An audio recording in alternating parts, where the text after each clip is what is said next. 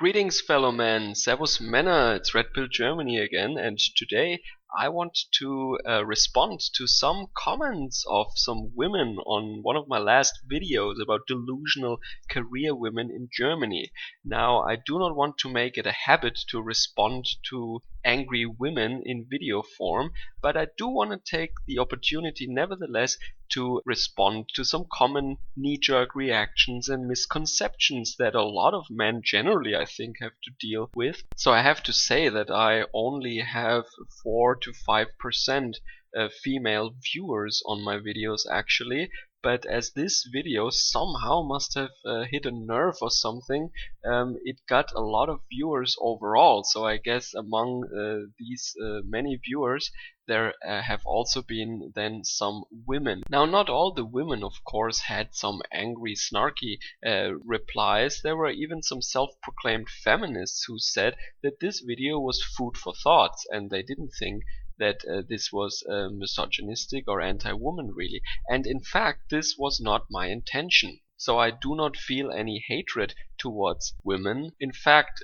hatred for me is a very serious issue, so I do not use this word lightly. So just as a quick reminder, in this video I basically read an article about a career woman who is basically sick and tired of her career in a small town in Germany, and she wants to find a nice guy somewhere in a bigger city, and she wants to be taken care of. So I want to start with this comment by Yaya or Jaja, whatever, who refers to the patriarchy, of course. You created these rules that women were meant to be submissive to men. Men like you created this system. This doesn't make me happy, and you can't force me to feel what I don't. If men lose interest and men are going MGTOW, I'm gonna rely on myself.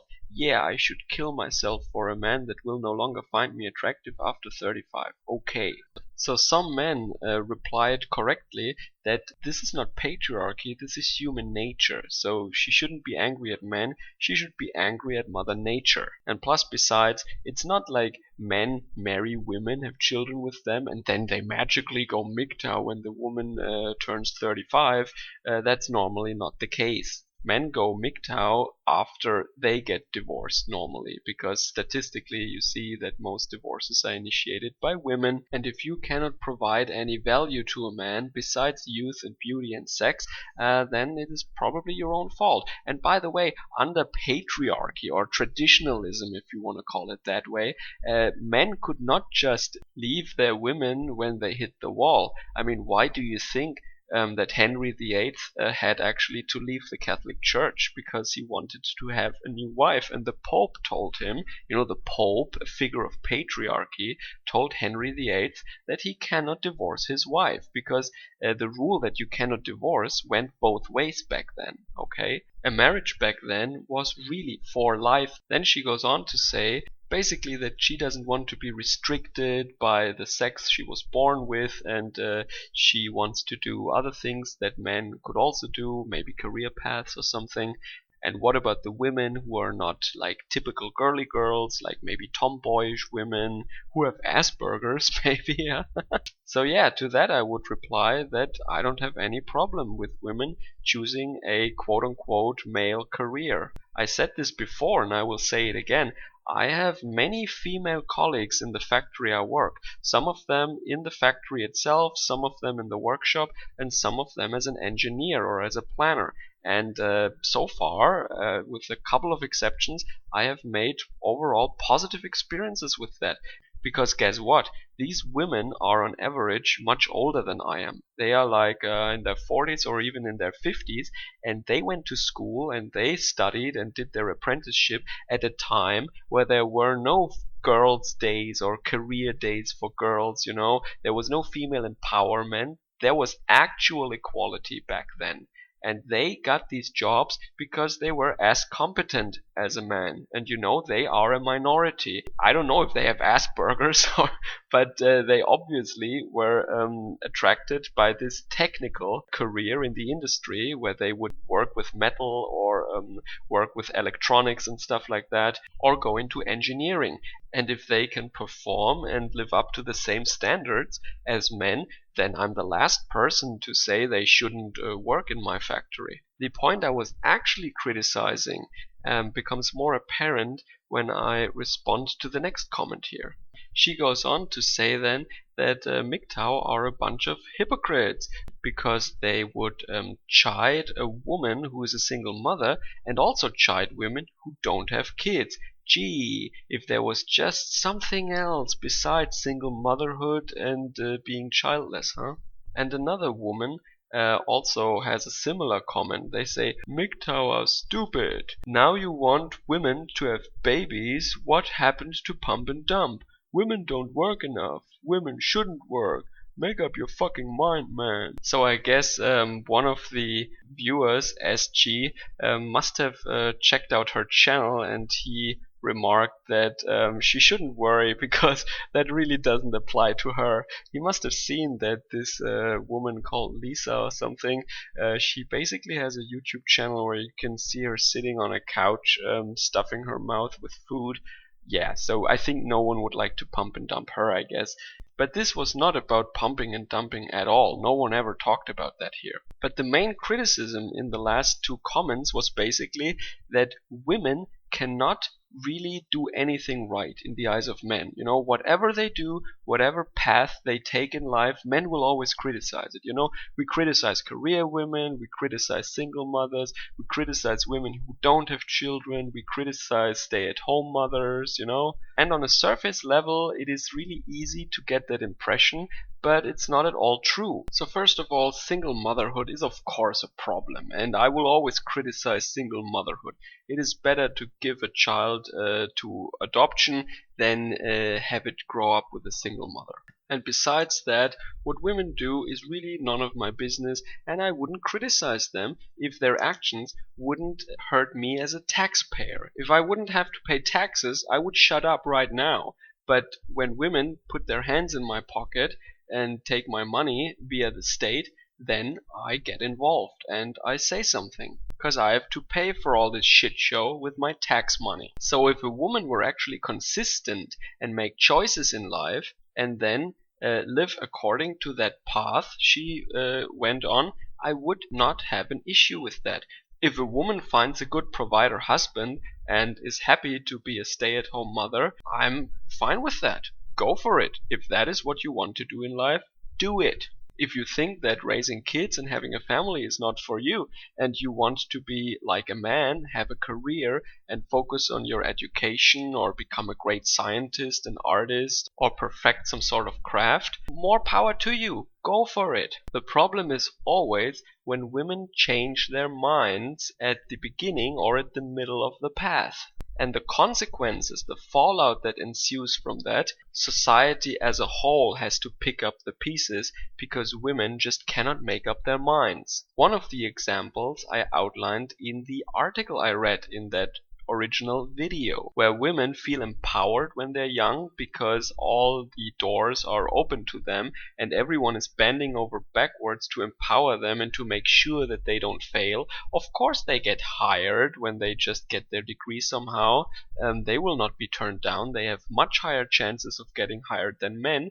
And then when they're in the middle of their 30s or early 40s, which is only the beginning of a career nowadays actually, and when they are actually held to standards and when they have to perform and when they realize, oh God, 50-hour work week until the end of my work life, which could mean actually 70 years old in Germany.